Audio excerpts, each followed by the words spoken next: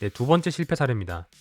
제노 정보 시스템은 상장 기업인 샤인 시스템에 흡수합병되면서 샤인 시스템의 이름을 가지고 우회 상장에 성공했습니다. 샤인 시스템은 LCD 유리기판 모서리에 이물질이 남아있는지 검사하는 장비를 제조해서 LCD 디스플레이 업체에게 납품하는 회사였는데요.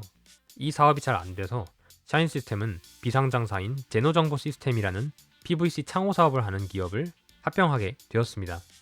당장은 나름 수익성 좋은 사업을 하는 기업과 합병을 해서 상장사로 남을 수 있었으나 제노정보 시스템이 샤인 시스템의 과도한 부채 이자를 감당해내지 못하면서 결국 자본 잠식의 이유로 샤인 시스템은 상장 폐지되었죠. 당시 상장 기업인 샤인 시스템의 주가는 어땠을까요?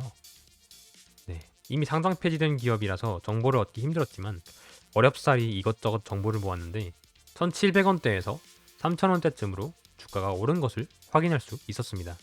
근데 이때 합병 발표가 2009년 9월 8일에 있었는데 2009년 8월부터 주가가 거의 2배로 올랐죠. 이때의 주가 상승은 서브프라임 모기지 사태 이후에 반등일까요? 아니면 내부 정보가 흘러나간 걸까요? 이건 잘 모르겠네요. 뭐 조사에서 안 나왔으니까 아니겠죠? 아무튼 펀더멘탈이 안 좋은 기업이라도 우회 상장과 연관이 되면 크게 주가가 뛰는군요. 네, 이건 곁다리로 우회 상장 직후에 샤인 시스템의 주가 추이입니다. 네, 이렇게 사례를 찬찬히 분석한 결과 우회 상장이 성공적으로 이루어지는 케이스는 다음과 같은 특징이 있는 것을 알아냈습니다. 첫 번째, 합병으로 비상장 기업의 경영자원이 분산되는 것을 상쇄시킬 정도로 시너지가 확실할 때, 이것은 다음과 카카오의 합병 사례죠. 두 번째, 상장사, 그러니까 존속 기업의 펀더멘탈이 안정적일 때, 실제로 존속 기업의 펀더멘탈이 불안정했던 샤인 시스템은 자본 잠식의 이유로 상장 폐지가 되었죠. 세 번째, 비상장사, 즉 소멸 기업의 펀더멘탈이 우수할 때, 이 특징은 셀트리온의 사례에서 확인할 수 있었습니다. 마지막 네 번째, 비상장사, 그러니까 존속 기업의 회계감사에 문제가 없을 때, 이 부분은 네오세미테크의 사례에서 확인할 수 있었죠. 네, 카나리오 바이오와 상장사인 현대사료와의 합병 우회 상장건에 대해서도 한번 간단하게 살펴보겠습니다. 첫 번째, 시너지가 있나? 첫 번째부터 글쎄요. 사료 기업의 인력은 화학 전공자들일 겁니다만 아무래도 사료 만드는 사람들이 제약 쪽의 전문성과는 좀 거리가 있겠죠. 사실 저번에 말씀드렸던 토지의 PBR 1000배를 적용해서 15조 밸류에이션을 한 것도 말이 그렇다는 거지. 사실상 시총 10조 정도 되는 기업이 유상증자 한 번만 하면 땅 사는 것쯤이야. 그렇게 어려운 일은 아니거든요. 그리고 시너지 측면에서 보면 셀트리온과 오알캠 사례 혹은 샤인 시스템과 제노정보 시스템의 사례처럼 합병의 시너지 가치를 보기는 조금 힘듭니다. 두 번째, 상장사, 그러니까 존속 기업의 펀더멘탈이 우수한가? 네, 현대사료의 펀더멘탈은 어떨까요? 부채 비율은 6할 때이고 2020년에야 거시경제가 크게 충격받은 때라서 그렇지 경기 하강기였던 2019년의 영업이익을 보면 펀더멘탈이 나쁘진 않은 기업처럼 보이죠. 게다가 전반적으로 늘어나는 육류 소비에 치킨의 국가, 한국에서 양계 사료 사업을 한다는 건 절반은 먹고 들어간 거거든요. 합병 시의 존속 기업인 현대사료의 펀더멘탈은 우수하다고 볼 순 없지만 보통 우회상장 관련 기업이 심각한 재무 구조를 가지고 있던 걸 생각해보면 꽤 괜찮은 편이라고 볼 수 있습니다. 세 번째, 소멸기업 카나리아 바이오의 펀더멘탈이 우수한가? 네, 카나리아 바이오는 현재 자동차 내외장재 사업만이 재무제표에 나타나고 있죠. 사실 이거는 곁다리고요. 결국 이 오레보 고맙의 임상 2상 통과를 높이 쳐줄 수 있겠습니다.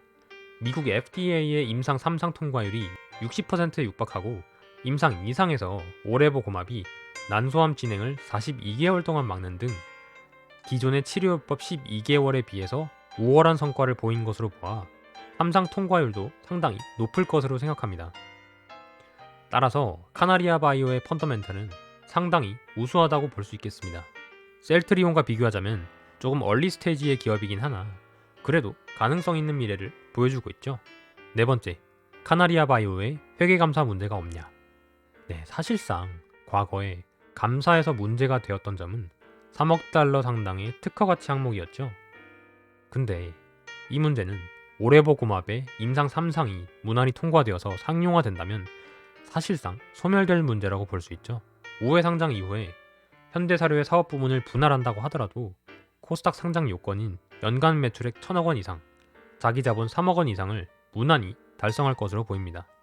네, 결국 카나리아 바이오의 5회 상장은 시너지는 딱히 없는 합병 5회 상장이 될 것이고, 그 성패는 임상 3상 결과에 달려있다고 볼 수 있겠죠.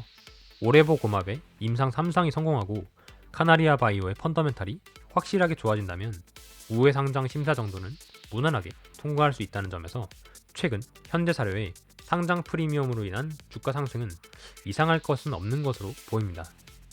한편 체급을 맞추기 위한 주가 랠리는 이제부터는 좀 제한적으로 이루어지지 않을까 하는 생각도 듭니다. 과거의 상장 존속 기업들, 이 기업을 쇠기업이라고 하는데요. 이 쇠기업들의 과거 주가 랠리를 보면 상장 프리미엄이 기존 주가의 30%에서 600%대로 형성된 것을 아까부터 확인했죠. 다 기억나시죠? 네. 현대사료도 이 범위 안으로 움직인다는 보장은 없지만 현재 5배 정도의 주가가 뛴 것을 보면 사실상 역대급이라고 봐도 무방한 수준의 주가 상승이 있었던 것을 알 수 있죠. 그나마 유사한 5회 상장권으로 볼 수 있는 셀트리온을 보면 셀트리온의 시총은 1조 원 가량이었죠. 그리고 오알켐의 시총은 이 당시 200억 원에서 1,500억 원까지로 증가했습니다. 오알켐의 체급 맞추기가 셀트리온 시총의 15%까지 이루어진 것을 알 수 있죠. 만약 현대사료도 이와 같은 체급 맞추기가 이루어진다면 카나리아 바이오 시총 10조 원의 15%이면 현대사료의 시총은 1조 5천억 원이 될 수 있다는 말인데, 현재 시총이 6천억 원이니까 지금 기준으로 주가가 2.5배로 상승한다는 소리죠. 그렇다면 현대사료의 주가는 25만 원 정도가 되겠네요. 네, 근데 이 25만 원이라는 게 정말 간단하게 이제 가장 유사한 합병권의 체급 맞추기 사례를 가지고 이제 억지로 붙여넣은 거라서 이 25만 원이라는 이 가치는 절대 신뢰할 만한 것이 아닌 점 여러분들이 유의를 하셔야 됩니다. 네, 저는 이제 딱 2마디만 하고 물러나야겠습니다. 투자자의 투자 의사결정은 독립적으로 이루어지며 본 영상은 매수 매도 추천이 아님을 말씀드리면서 영상 마치겠습니다. 만약 제 영상이 이해가 잘 안되신다면 주린이용 투자교육 웹드라마 나의 우저씨를 시청해주시기 바랍니다. 본 영상 시청해주셔서 감사합니다.